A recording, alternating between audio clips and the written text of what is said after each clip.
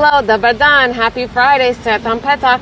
I am Sarah of Expat in Croatia, and this is 5 Question Friday. Every Friday at 5 o'clock Croatia time, we answer 5 questions about Croatia from people who have sent them in on Facebook, Instagram, Twitter, YouTube, LinkedIn, expatinCroatia.com, our consulting sessions, and people who communicate them through interpretive dance. So I've got 5 great questions for you, and I don't have actually much going on at the moment, so we're going to jump right into the questions if that's all right with y'all. It's a beautifully sunny day here in Split. It was pouring cats and dogs this morning, but now it is so lovely. And next week we're going to have proper summer weather. So I will be at the beach. I cannot wait. So let's go ahead and get started, shall we? All right. So this first question comes from an anonymous person on email. In the newsletter, you shared new tax rates for unused but usable homes. Figures are given per square meter. For example, Rijeka is €5. But what is the time frame? Is it monthly or yearly? So yearly. And you must self-report by March 31st if the tax let's try that again. You must self-report by March 31st of each year if the tax office does not already know about you. If they already know about you, then they're just going to send you a bill in the mail. All right? So in most cases, they are going to already know about you, in which case, you'll just get a bill. All right. Now we have a couple things that we can send you for this. So as always, any of the guides, links, stuff that I mention as part of these questions, you can always send us a DM on Instagram. We can send that to you or drop a comment in the replay. YouTube, it's going to be down in the description for you. Everybody else, just drop a comment or whichever channel you're on, and we will get that guide over to you. So we have one guide on all the changes to property taxes, including this change that he is asking about. And then also the tax office explanation of this property tax. So there's one thing I want to add before I move on, is that I think there's a misunderstanding that this property tax is new. It's not new. They just made it a change in the law, and it was just an administrative change. And it's really, the biggest change is with enforcement. This actually already existed. So it's not something that's brand new, but now they are trying to enforce it, and they've introduced this self-report aspect, which didn't exist before. So before, some people would get bills, some people wouldn't get bills, but there wasn't a self-reporting mechanism. So that's something to keep in mind. All right. So if you own a property in Croatia and is not your full-time residence, and you are not leasing it out to someone more than 10 months per year, one individual, then you will owe property tax on that in a variance of rates. It's either 50 cents per square meter up to €8 per square meter, depending on your municipality. They're the ones who make those decisions, all right? So our next question comes from Maria on the 5 Question Friday forum. I'm in the process of obtaining my citizenship and am hoping to move over to Croatia. I hope that you do. My question is, how do I apply for government grants to start up a peer-assisted recovery center? This center would serve as a vital resource to provide support, education, and recovery-oriented care to individuals facing mental health and AOD difficulties. That sounds like a great idea. I hope that that is something that you do. And if you need any help, please do let us know, okay? So there are several ways to get government grants in Croatia. First, you can respond to a call from the EU funds, EU fondovi. You can respond to a call from a specific ministry. So in this case, that might be the Ministry of Health. Maybe they put out a funding call that you can apply for. For example, we applied for a call from the Ministry of Demography and Immigration a couple months back. We're just waiting on an answer for that, patiently waiting for an answer on that. You can respond to a call offered by a specific city or county. So for example, Split, Osijek, and Rijeka all have grants for small businesses registered in their respective cities.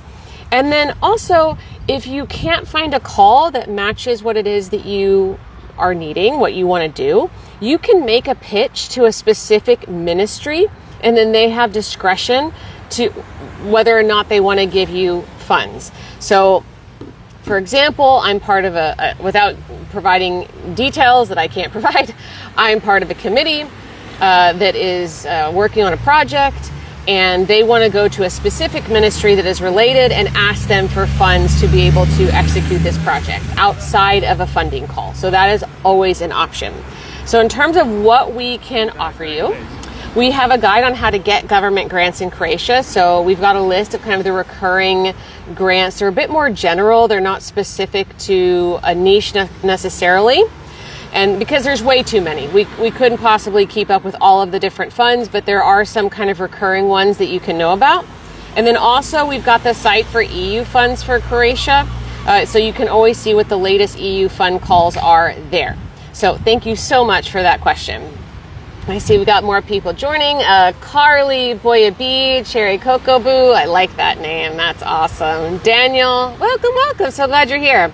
So next, this comes from Daniel on a consulting session. For citizenship holders, is there a requirement to visit and or live there for a period of time every year? Nope. There is no requirement at all that you live in Croatia if you have Croatian citizenship. That's it. That's the whole answer.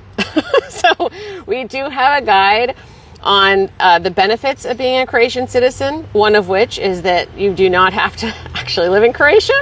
So if you'd like that, you know where to find us. You can also find it on expatinCroatia.com. So next question comes from Mark on the 5 Question Friday forum. How does one obtain information on property assessment if considering the purchase of an apartment or house in Croatia?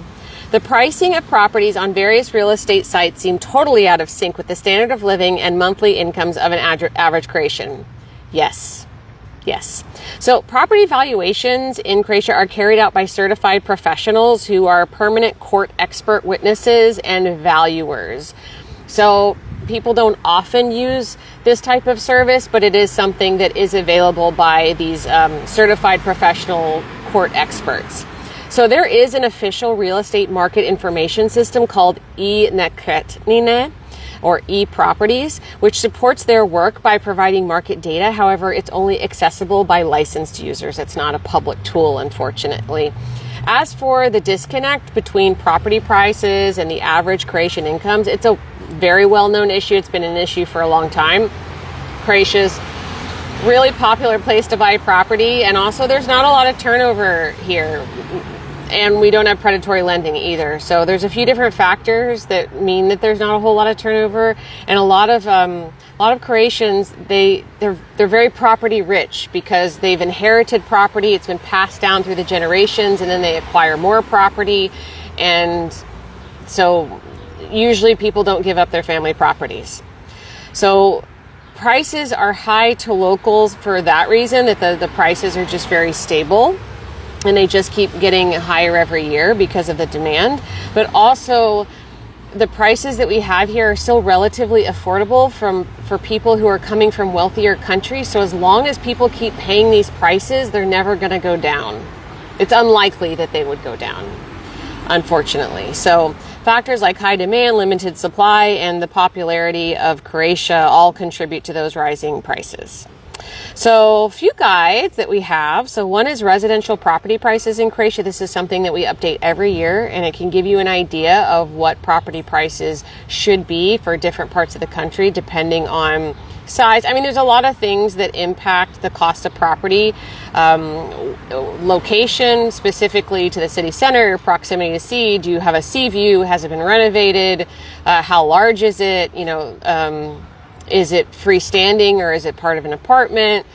Which city it's in? Apartments in Osijek are going to be much cheaper than they are in Split, for example. And then we have a guide on the cost of buying real estate. So all the costs you consider when buying real estate in Croatia. And then we also have another guide on the cost of owning real estate, because there are certain costs that, ongoing costs that you have as part of owning real estate. So for example, I pay like €6 a month to the city of Split because I own my apartment. And then I also pay €35 a month it's kind of like a homeowners association, I guess, to be a part of my building. That goes to contribute to maintenance of the building and repairs of the building, stuff like that. So it goes over kind of all of those costs. So if you want those, just go to expatinCroatia.com or contact us. Oh, Kathy's here. Hey, Kathy. Becky's here too. Hello, everyone. Oh, exit the rat race. I like your handle. So this next one comes from another anonymous person on one of our consulting sessions. So this is the last question, and this is a big one. So what are the biggest problems in the country, especially those that could affect you living here? So first is cost of living. That's a really big one. The cost of living in Croatia has jumped a few times in the last few years. I mean, there were kind of complaints about the big gap between cost of living and salaries prior to COVID. But then it wasn't COVID in particular that raised prices, but just to kind of give you a time frame, when the war in Ukraine broke out, there's kind of this big disruption, and there was a inflation that hit everybody across the world. So we got hit when that happened in 2022. Then we had another big jump when Croatia entered the Eurozone in 2023. Like, it was illegal or banned or whatever to raise your prices just because of the euro conversion, and everyone did it with no repercussions. Like, I mean, I don't even know how they would go about stopping everyone from doing that. Even my cafe, the coffee went from 11 kuna to the equivalent of 15 kuna, like from New Year's Eve to New Year's Day. Like it just, everything got either, 20% on the low end to 400% on the high end, just overnight. Tamara's here. Hey, Tamara. Hey, Joey, Lisa, Mohammed. Welcome, welcome. So, yeah, and like pretty much most places in the world, stuff is just only getting more expensive. So the costs continue to rise in Croatia. Now, since Croatia entered the Eurozone, salaries got a little bit of a jump here, but not enough. Not enough to make it comfortable here. Now, as I just mentioned on a previous question, a lot of Croatians own their homes outright. They don't have monthly payments, and a lot of people live in their family homes until they get married, and then, in some cases they then inherit a house. So there's a lot of people who live in Croatia that do not have rent or mortgage payments. Even in that case, the cost of living can be too high. The food costs are rising, electricity costs are rising. So it really depends on what your situation is. If you're paying rent, that and making a Croatian salary, that would be really tough. That would be really tough. So cost of living is one of the things that one needs to consider if you're planning on moving here and making a Croatian salary. If you're making a salary from abroad, it's probably going to be a lot easier, okay? And low salaries is kind of the next thing on my list, which, I kind of already mentioned with regards to cost of living. The salaries are some of the lowest in Europe. So yeah, the salaries are low, and I'm not an economist, so I'm not going to sit here and pretend that I have the answers. I do not have the answers, but I am a business owner, and the cost of living doesn't just affect people as a resident. It also affects companies and their ability to run companies. So, businesses have to raise their prices so that they can continue to pay their people. Now, I don't want to say that there aren't companies out there, businesses out there that want to pay their people the lowest amount, even if they make tons of money and that's their business. But there are a lot of businesses out there that genuinely are having a hard time getting by, and they just legitimately cannot pay their people more than they do, more than whatever it is, can't make high salaries. I don't know how we get to a point where the cost of living and the salaries better align. I don't know what that answer is. I would like to see some changes to the tax structure, specifically lowering VAT here, because Croatia has 25% VAT, which is just suffocating for businesses that don't have like physical inventory. Like if you're a service-based business, then you have nothing to cancel out that VAT that you pay as a business. So there are a few ways to kind of look at salaries here for sure. Mikica says, Milkica, electricity prices here are outrageously high. They can be high. I feel like I'm really lucky where I'm at, that it doesn't seem to be too crazy. but I also, I'm shielded from the sun. The last apartment I lived in 4 years ago, the last place I was renting, it was all south facing, and it had maybe 10 windows that were facing south and southwest. And so it cost so much to cool down that apartment. But where I am now, I have lots of shade, so it's okay. So it's going to depend on the kind of property you have for sure. But the electricity costs have been going up. They announced a year ago, a bit more than a year ago, maybe a year and a half. God, time is flying. Because Croatia was subsidizing the cost of electricity, and they were like, we can't do this anymore, guys. Like, they're just too low. So they said, okay, we're going to start increasing electricity prices, but we're going to phase it in. So they had a plan to kind of phase those increases in over time so it doesn't happen all at once. All right, next is long wait periods for healthcare. This is something that seems to be getting a bit worse than it was. So something that I've said for a long time is, Croatians usually supplement the public healthcare system with the private healthcare system. And the reason for that is predominantly wait periods. So I'll give you an example. I have been dealing with a back issue for a few years. And so I told my doctor, and she's like, okay, the first step is an x-ray. That I had to wait 6 weeks for the x-ray.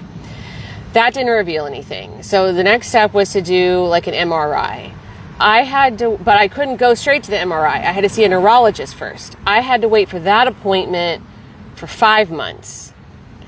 And then after that, they're like, okay, well, you don't need an MRI, so we're going to send you to rehab. I had to wait 9 months before I could go to the physical therapy. And then after the physical therapy didn't work, then I finally was able... No, I guess I had to go to a neurologist to get them to say we need an MRI. And since the public one wouldn't do it, I went to a private one who made a recommendation, took that uputnica, that order back to my family doctor. She ordered the MRI, and I had to wait like 7 or 8 months for that. So that, and then there's a couple of other doctors, specialists I wanted to see. And for both of them, I had to wait 8 months for the appointment, so it's like, if you have something serious going on, you can't really wait that long, And I've also heard from some friends who have small children, and they have to wait months to be able to get into a doctor for a pediatrician for the first time. So that's why people often supplement with the private system. Thankfully, the private system isn't crazy expensive. Even with the disparity in salaries, I still feel like it's pretty reasonable for the quality of care that you're getting. I hope that it stays that way. It seems like there hasn't been giant increases in my experience, but I think I saw an article actually in like The Guardian recently about the wait times in Croatia. So that's kind of a big deal, and I'm not sure how they're going to deal with that, because I would imagine that one of the reasons is because they're tremendously understaffed. You have people Croatians who are going to medical school here in Croatia, and then they leave and go someplace else to work because they're going to be paid more. The salaries of healthcare professionals here in the public system are not high. They're not high at all. A friend of mine was just in Split Hospital last week, and, she spiked a fever and nobody showed up for hours, because there just wasn't anyone to come after her. And I don't want to condemn the entire system, because there are good doctors in the system. There are people who are trying to do their best. And there are facilities that are good, and people do have good experiences, but the long wait periods are something that you need to be aware of. Got a couple of questions now. The Yadistu, how much more or less is a private insurance nowadays? Well, in Croatia, you have 3 levels of insurance. You have the completely public one, which is obvezno, that's required. Then you have dopunsko, which is like you can get it from either the public provider, or you can get it from a private insurer. That's like a 5 to 10 euros per month. And then you have dodatno, which is like the highest level. It's purely private, and the cost of that is going to depend on what you want your package to look like, what you want included in it. So that cost is going to vary, but I would say like a minimum of 1,000 euros a year, which doesn't sound like a whole lot, but really it just depends on what the package is that you want. So you can usually get that from banks or private insurers here in Croatia. So you can check with them. You can get quotes online now from pretty much all the insurers. You can go on their websites and you can kind of plug in what it is that you want, and they'll spit out a quote for you. Ellis, so that was a long wait for public care. Private is faster. Yes, it is. Private is faster. Usually you can get into a private clinic within a week, sometimes same day. Or in a couple of days. It really just depends on what it is that you want. Okay, let me scroll back down. All right. What was the next thing on my list? Oh, bloated bureaucracy. So, Croatia's government employs too many people.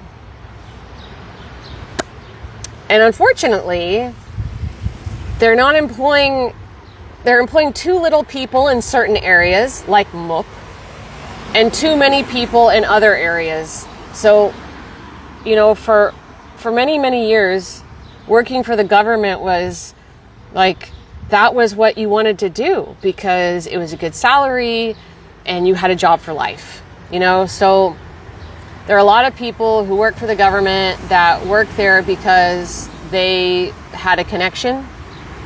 Someone they knew worked at the government, and so they got that job. And so that you have people, unfortunately, and again, I want to make sure this is abundantly clear. This is not an indictment of the entire system, because there are a lot of wonderful people working for the government that know what they're doing. They're trying to do the best they can, that will actively try and help you. I'm serious. I think it's unfortunate how when someone has a bad experience, they paint the entire government with the same brush. That's not fair. That's not fair.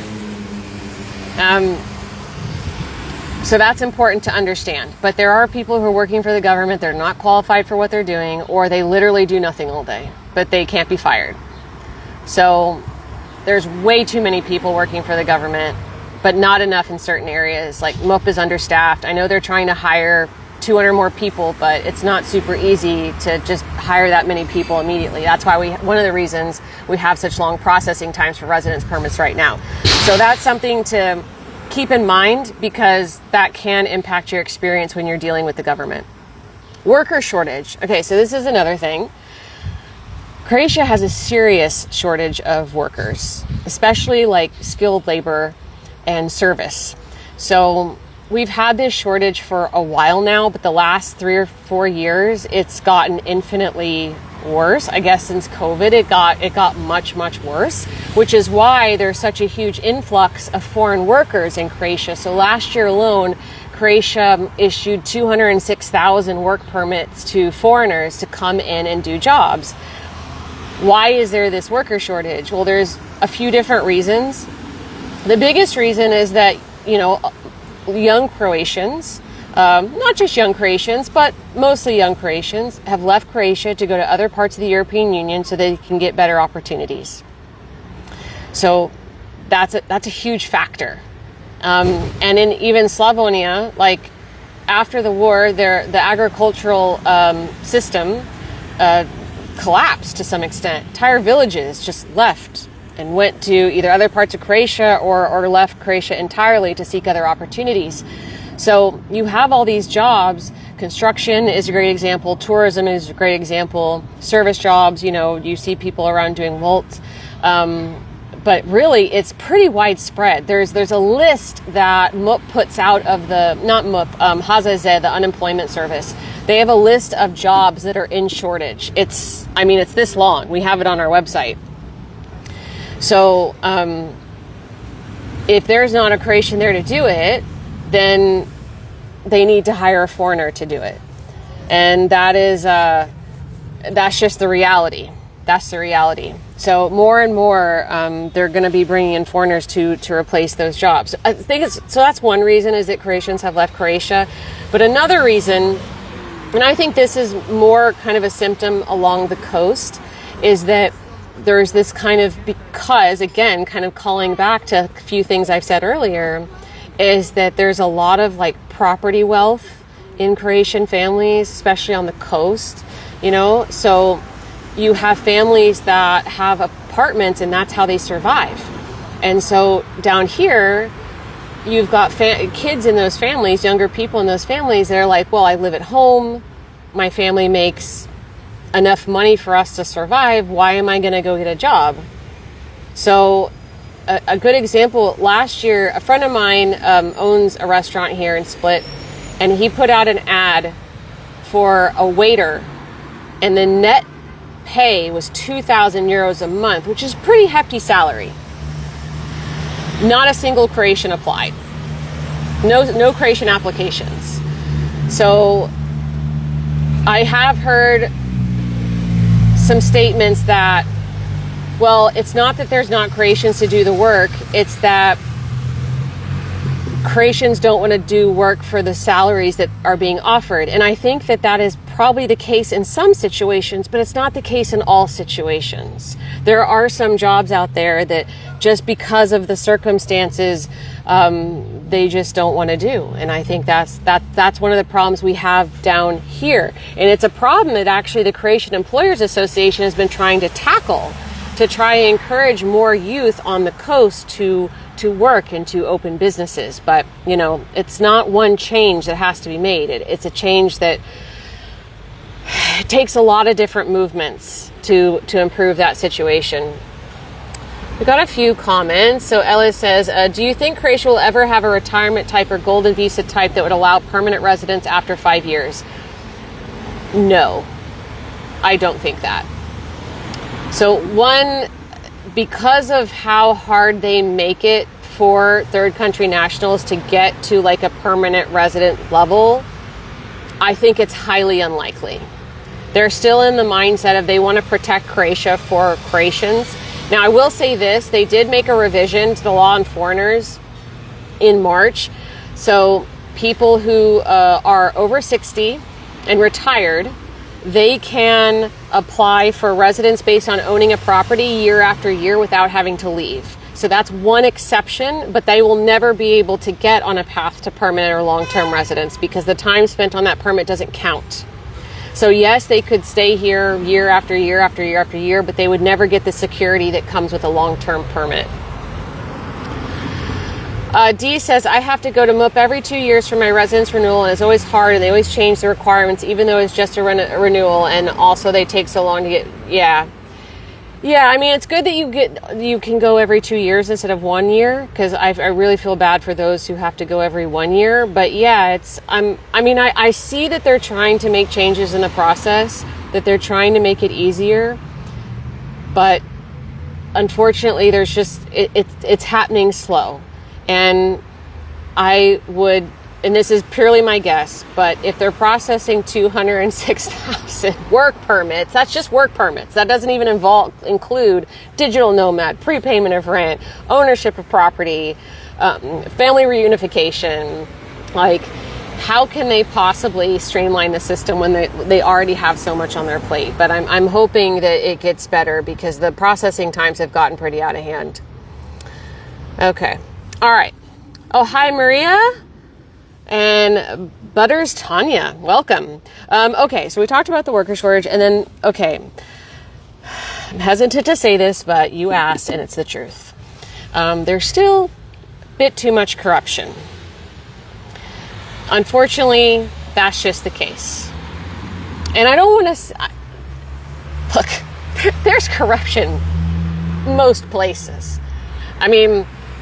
Coming from America, we have mind-exploding levels of corruption. It's out in the open. So, here it's done a little bit differently. And even since I've been here, I've seen massive improvements on that. To me, that still does exist. I can't speak to how it would really impact your life. It hasn't impacted mine.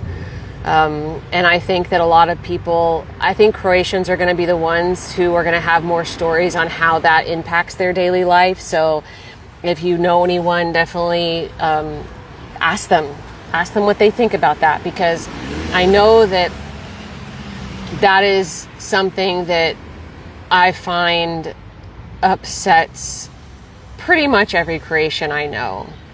And there have been a lot of youth that have left for that reason, because they're like, I'm not doing this. I'm not doing this. So there's a few different factors. So those are the things. Those are the things that I would keep in mind that could affect living here.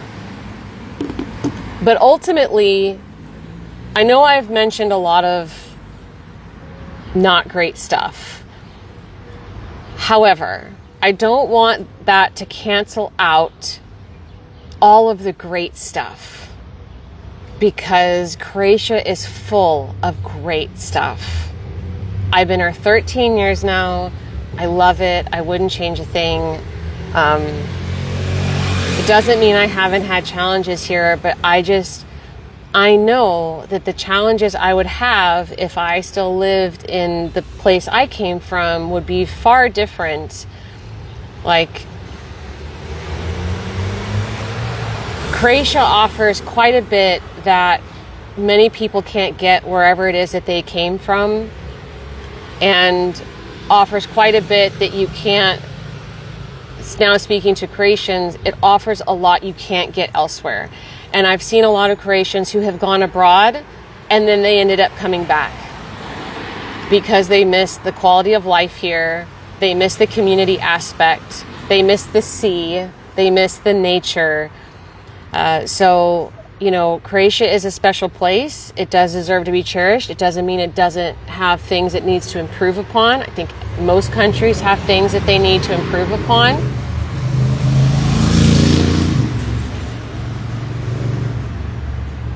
But you can't take the good without the bad. So it's a matter of what's important to you.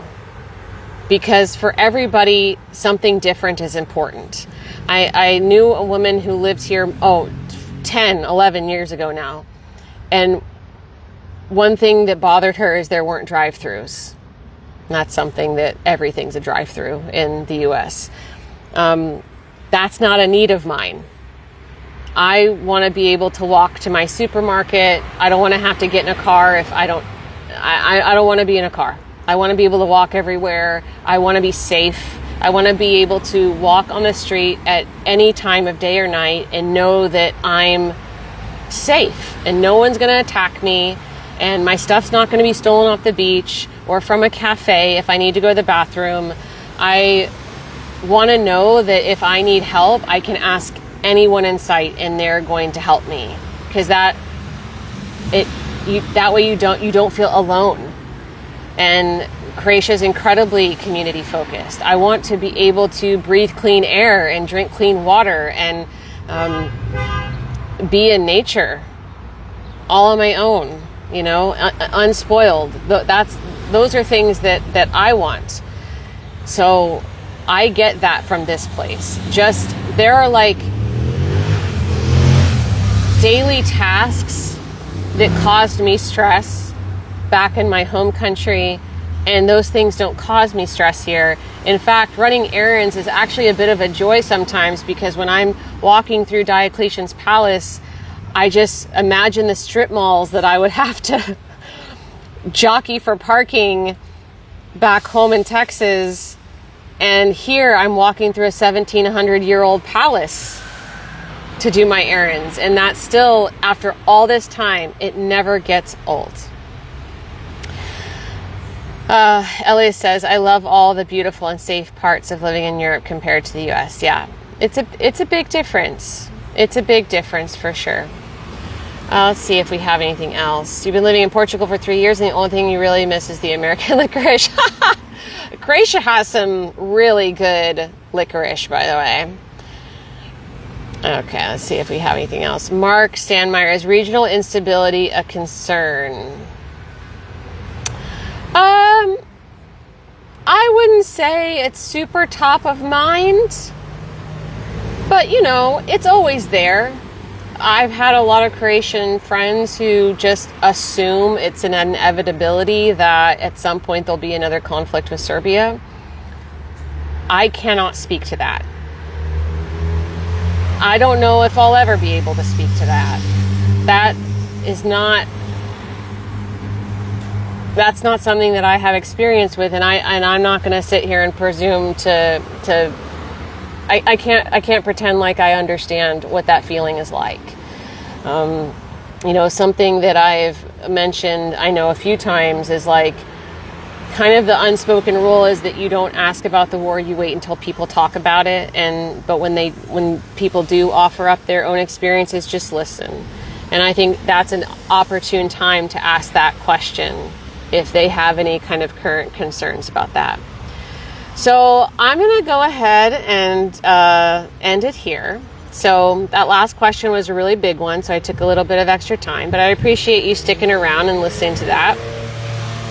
So if you're watching this in the replay, if you have any thoughts about what you think kind of the pros and cons of living here are, I'd love for you to drop them in the comments. So thank you everybody for being here. If you're just joining us, we're wrapping up here, but you can always watch the replay, which I will have up in our profile here in just a moment. And I will be here next Friday, and I'll see you then. All right? So, ugod weekend, and ciao, vidimo se, bye.